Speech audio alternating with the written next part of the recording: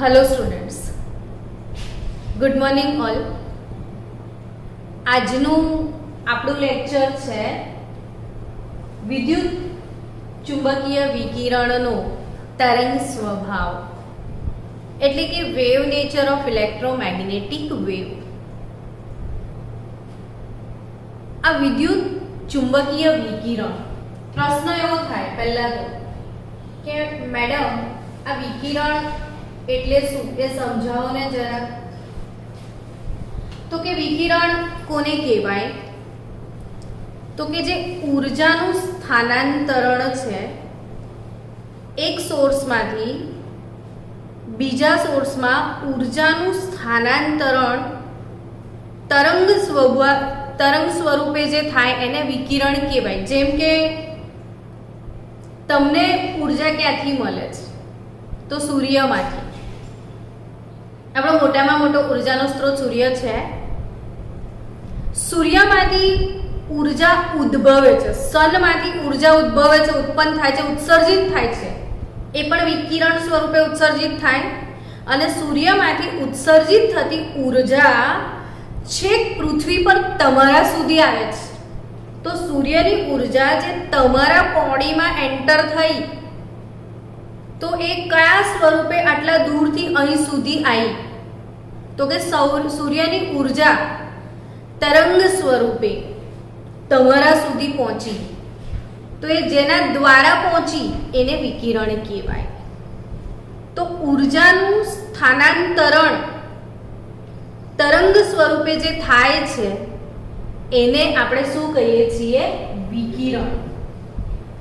તો વિદ્યુત ચુંબકીય વિકિરણ એટલે શું? તો કે જે ગરમ પદાર્થો છે એ ગરમ પદાર્થોમાંથી ઊર્જા ઉત્પન્ન થાય છે, યા તો અંદર ઊર્જાનું શોષણ થાય। ફોર એક્ઝામ્પલ કે તમે લોખંડનો એક ટુકડો લીધો, તમે એને ગેસ ચાલુ કર્યું તો આ ગેસમાંથી ઊર્જાનું એની અંદર શું થશે? શોષણ।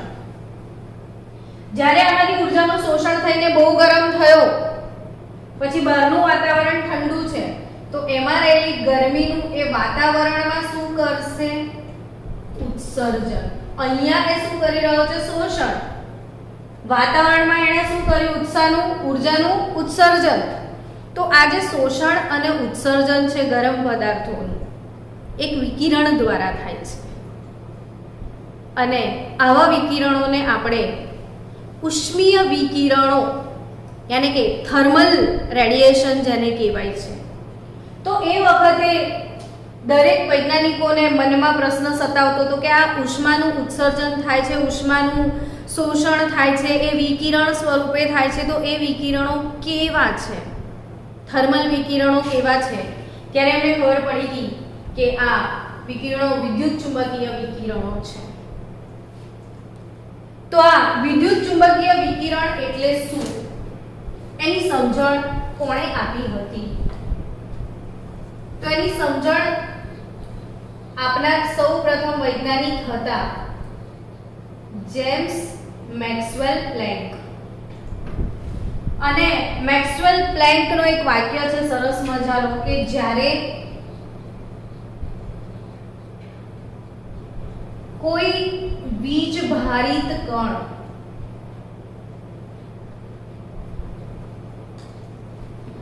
પ્રવેગિત ગતિ કરે છે, જ્યારે કોઈ વીજભારિત કણ પ્રવેગિત ગતિ કરે છે ત્યારે વિદ્યુત ચુંબકીય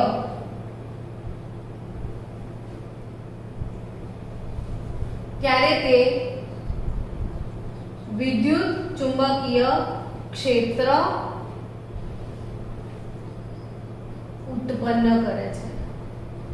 હવે આને ડિટેલમાં સમજીએ કે જ્યારે કોઈ વીજભારિત કણ, આવા વીજભારિત કણને આપણે ઇલેક્ટ્રોન કહી દઈએ, તો આ ઇલેક્ટ્રોન નામનો જે જે કણ છે જેના પર ઋણ વીજભાર છે, તમને ખ્યાલ જ છે બધાને કે ઇલેક્ટ્રોન પર ઋણ વીજભાર છે, એના વીજભાર કેટલો એમ કોઈ પૂછે તો તમારી પાસે જવાબ છે 1.6022 × 10⁻19 કુલંબ જેટલો. એક ઇલેક્ટ્રોન પર કેટલો વીજભાર છે? -1.6022 × 10⁻19 કુલંબ જેટલો. આમ ઇલેક્ટ્રોન વીજભારિત કણ છે.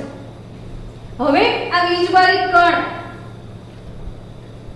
જ્યારે ગતિ કરે છે,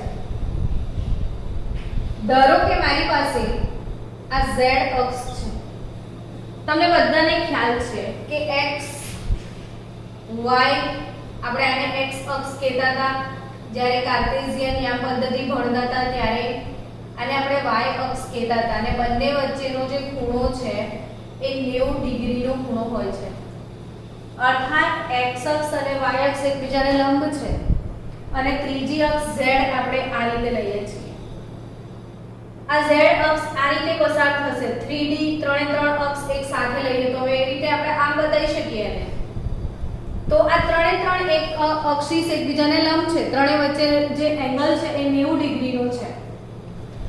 હવે જો અહીંયા z અક્ષિસ સાથે 90 ડિગ્રીના એંગલ પર y અક્ષ બતાવું છું તમને ને આ સીધી ડાયરેક્શનમાં જો ઇલેક્ટ્રોન નામનો કણ x ડાયરેક્શનમાં ગતિ કરી રહ્યો છે, વીજભારિત કણ છે ઇલેક્ટ્રોન, આ ડાયરેક્શનમાં પ્રોપેગેટ થાય છે એટલે કે અહીંયા ભાગતો ગતિ કરીને પ્રાયોગિક ગતિ કરીને આ દિશામાં આવી રહ્યો છે તો ઇલેક્ટ્રોન પાછળ કશું છોડતો જાય છે. તો એ જે ઇલેક્ટ્રોન છે એની જે પાછળ તમને શું મળશે તો આવી રીતે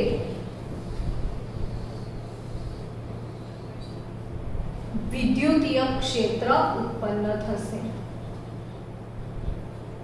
ઇલેક્ટ્રોન નામનો વીજભારિત કણ જો x દિશામાં પ્રયોગિત થાય છે તો એના પાછળ વિદ્યુતીય ક્ષેત્ર ઉત્પન્ન થાય છે. હવે આ જે z એક્સિસ છે એને એક્ઝેક્ટ 90 ડિગ્રીના ખૂણા પર y છે. તો આ જે y એક્સિસ છે એને એ y ડાયરેક્શનમાં બીજું એક ક્ષેત્ર પેદા થાય છે એ કયું? ચુંબકીય ક્ષેત્ર. એટલે હવે જો અહીંયા વીજભારિત કણ ઇલેક્ટ્રોન એને પ્રાયોગિક ગતિ કરી, વીજભારિત કણ ઇલેક્ટ્રોને કઈ ગતિ કરી છે? પ્રાયોગિક ગતિ. તો એના પાછળ એકબીજાને લંબ એવા બે ક્ષેત્રો છે. આ રીતે જો વિદ્યુતીય ક્ષેત્ર ઉત્પન્ન થાય તો એને લંબ આ રીતે ચુંબકીય ક્ષેત્ર, એકબીજાને લંબ બે ક્ષેત્રો ઉત્પન્ન થાય છે.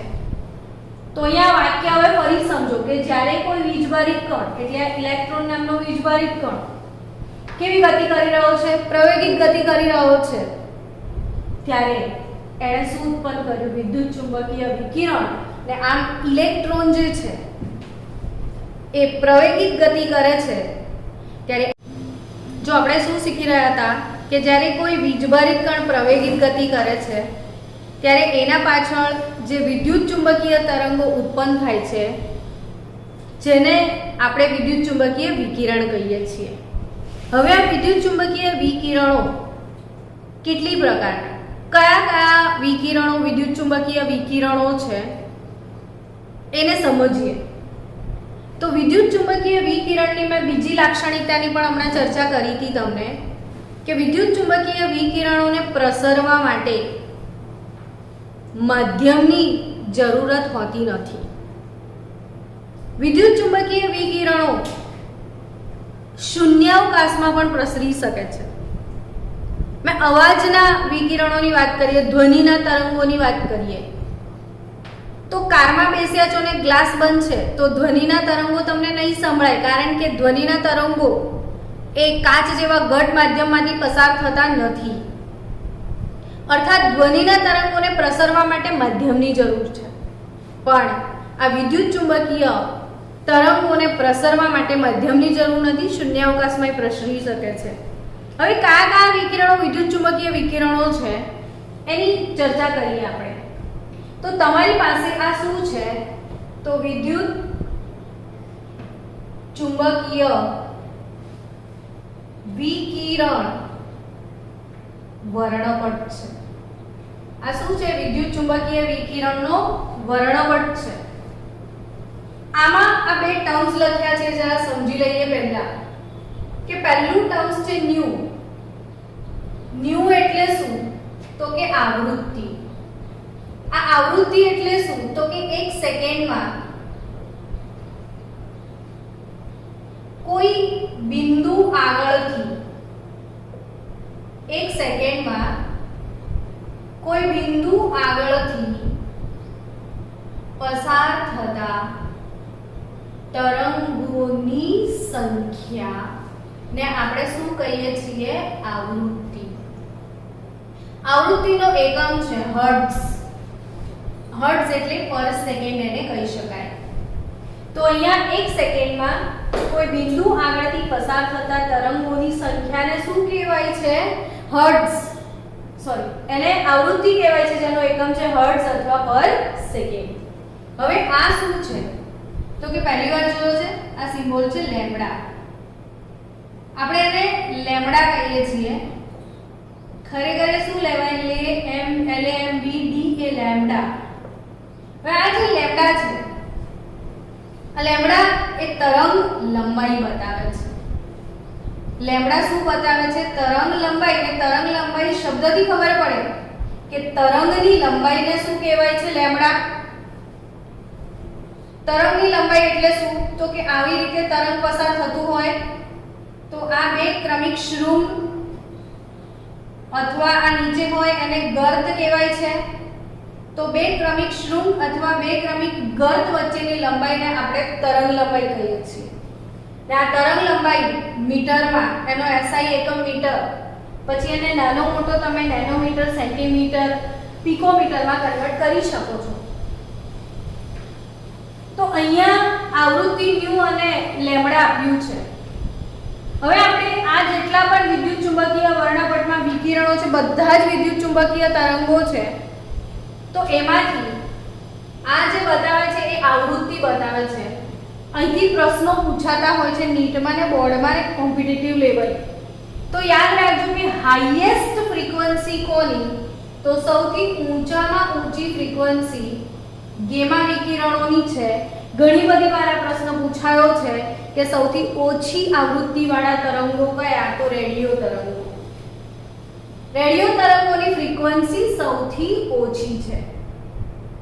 આ જે વિદ્યુત ચુંબકીય વર્ણપટ છે ને સમજાવું તમને કે ગેમા વિકિરણોની આગળ પણ બ્રહ્માંડમાં ઘણા બધા વિકિરણો છે જેને કોસ્મિક રેસ કહેવાય છે.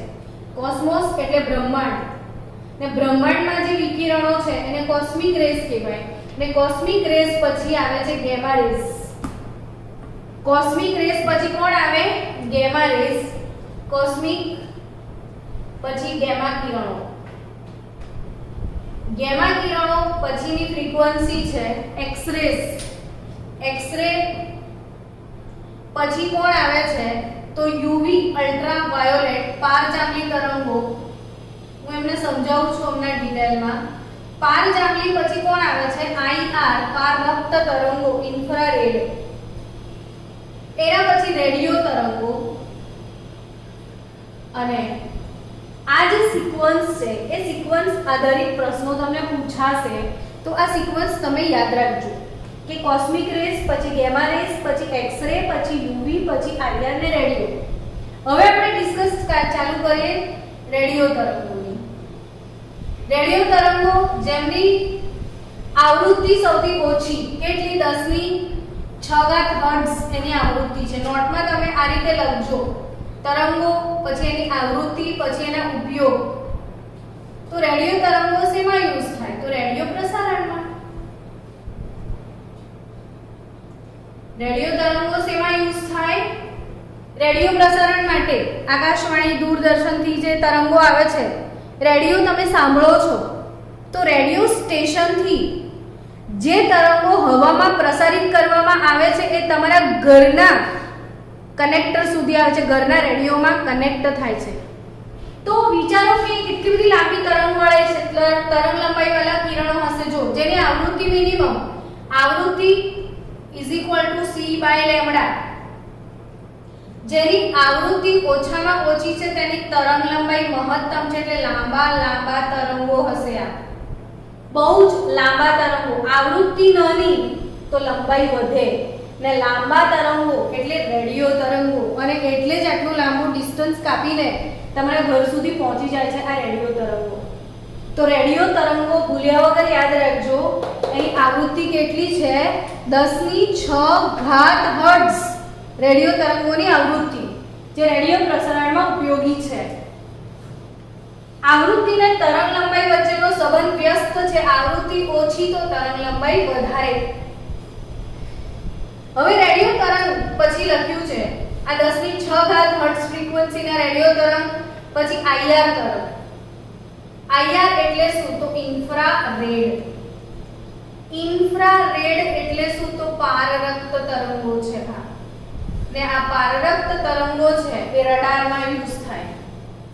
રડાર એટલે દૂરની વસ્તુ જોવા માટે વપરાતા સાધનો. રડાર યંત્રમાં આ ઇન્ફ્રારેડ વેવ્સ યુઝ થાય છે, અને આ IR તરંગો ઇન્ફ્રારેડ પારરક્ત તરંગોનો ફ્રીક્વન્સી રેન્જ છે 10⁻13 હર્ટ્ઝ, ને રડારમાં યુઝ થાય. તો એનો યુઝ શું છે? રડાર યંત્રમાં. IR પછી UV. UV એટલે અલ્ટ્રા વાયોલેટ, ને અલ્ટ્રા વાયોલેટ એટલે પારજાંબલી તરંગો. અને આ જે પારજાંબલી તરંગો છે એની ફ્રીક્વન્સીની રેન્જ 10⁻16 હર્ટ્ઝ બતાવી છે. અને આ પારજાંબલી તરંગો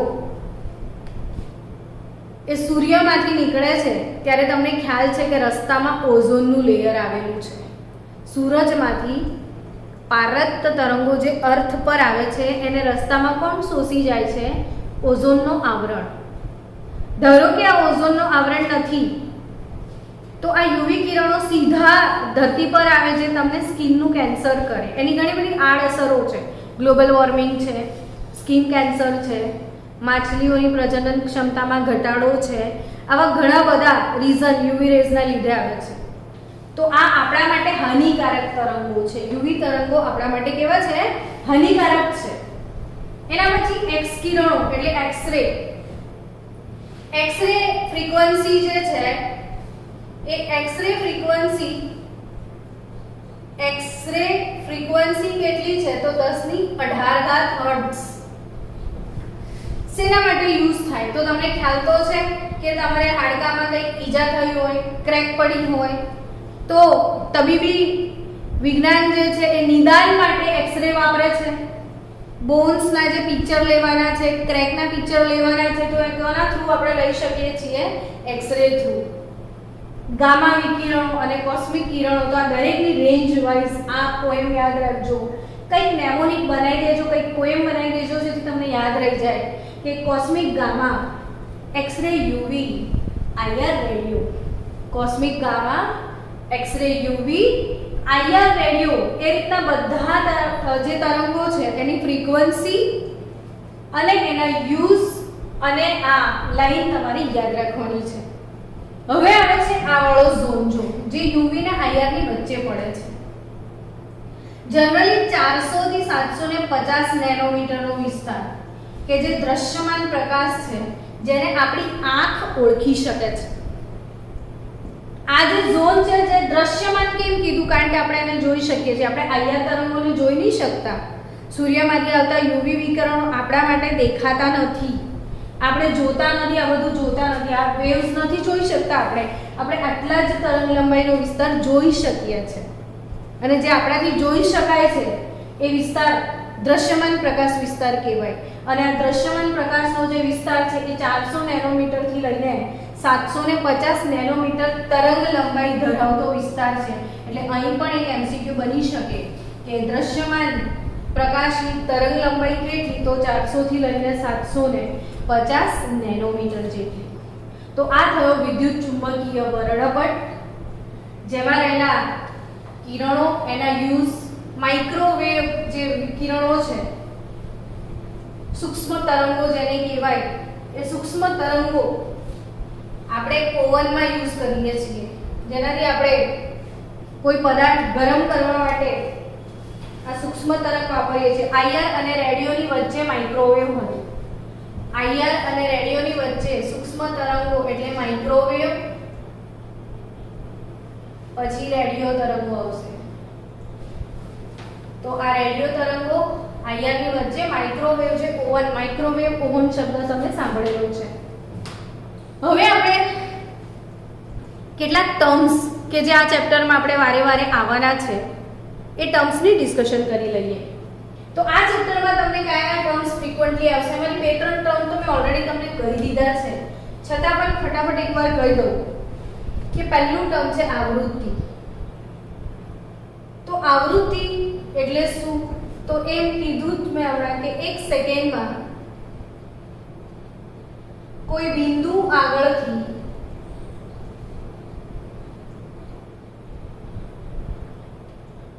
પસાર થતા તરંગોની સંખ્યા, એને શું કહેવાય? આવૃત્તિ. તો આવૃત્તિનો સિમ્બોલ શું છે? Nu. Nu. એનો એકમ શું છે? તો પર સેકન્ડ અથવા એને હર્ટ્ઝ કહેવામાં આવે છે. ને આવૃત્તિ nu કઈ રીતે શોધી શકાય? તો c/લેમ્બડા.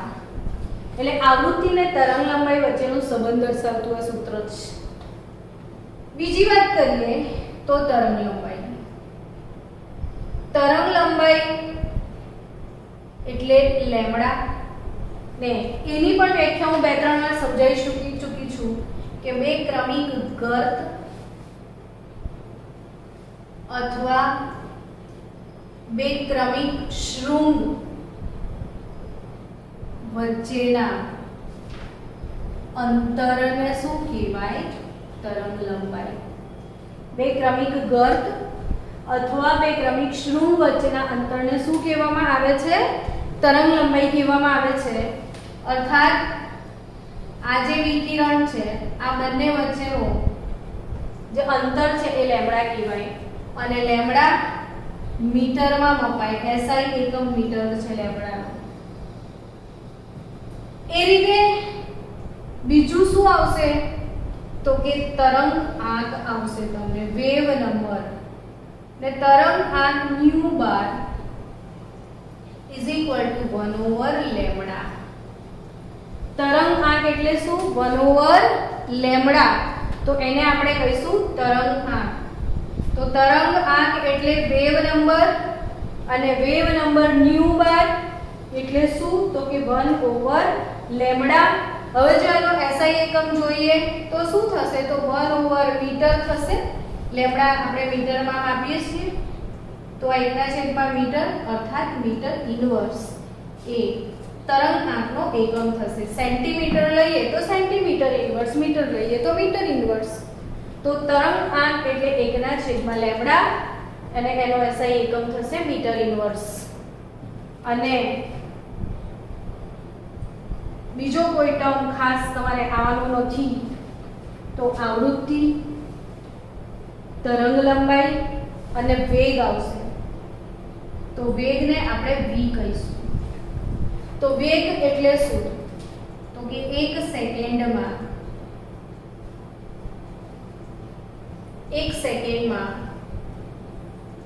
તરંગ દ્વારા કપાયેલું અંતર જેને શું કહેવામાં આવે છે? વેગ. અને વેગનો એકમ મીટર પર સેકન્ડ. સામાન્ય રીતે આપણે પ્રકાશનો વેગ લઈએ તો પ્રકાશના વેગને આપણે v ને બદલે c થી d નોટ કરીએ છીએ. તો પ્રકાશનો વેગ જે c છે એ વારંવાર દાખલાઓમાં આવવાનો છે. તો આ જે c છે એની કિંમત 3×10⁸ મીટર પર સેકન્ડ. અર્થાત પ્રકાશ કાકા જે છે એ એક જ સેકન્ડમાં 3 લાખ કિલોમીટર અંતર કાપી દે છે. કેટલા કિલોમીટર અંતર કાપે છે પ્રકાશ કાકા? 1 સેકન્ડમાં 3 લાખ કિલોમીટર. એટલે આપણે અહીંયાથી ક્યાંક બહાર ફોરેન જવું છે ને પ્રકાશ પર બેસી જઈએ તો બહુ સ્પીડમાં પહોંચી જઈશું. આટલી બધી સ્પીડ કોઈની નથી, બહુ જ વધારે સ્પીડ છે પ્રકાશની. એટલે જ તો સુરત પરથી ફટાફટ ધરતી પર સવારે આવી જાય છે. તો આ થયા બેઝિક ફંડામેન્ટલ એકમો. અને આ સિવાય કશું રહી નથી જતું. હા, એક વસ્તુ રહી જાય છે, આવર્તકાળ. કયો ટર્મ? આપણે શું શીખ્યા? આવૃત્તિ, તરંગ લંબાઈ, વેગ પછી શીખ્યા તરંગાંક ન્યુ બાર બરાબર 1/λ ને છેલ્લું આવશે આવર્તકાળ.